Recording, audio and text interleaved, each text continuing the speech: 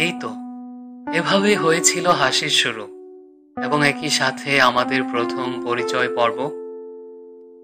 বৃষ্টির ছটায় ছাতা উল্টে যাওয়ায় আমার যে বেসামাল হাল, শেষমেশ বাতাসের তোড়ে ছাতা উড়ে যাওয়া দেখে দুষ্টুমির ছলে বলে উঠেছিলে, এই যা,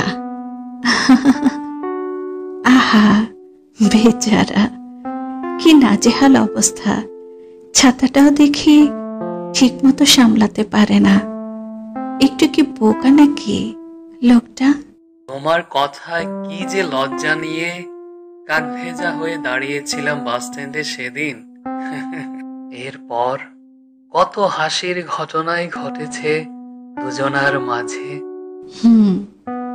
এরপর কত হাসির ঘটনা ঘটে গেছে আমাদের দুজনার মাঝে। সবসময় তোমার প্রিয় ছিল আমার কৃষ্ণচূড়া লালের পাপড়ি রাঙা ঠোঁটের হাসি। আমি খিলখিলিয়ে হাসলেই নাকি প্রাণবন্ত হয়ে উঠত তোমার ভুবন। প্রায়শই তুমি বলতে, শ্রেয়সী, তোমার হাসি আমার প্রেরণা। আমি যেন ফিরে পাই এগিয়ে চলার চালিকা শক্তি।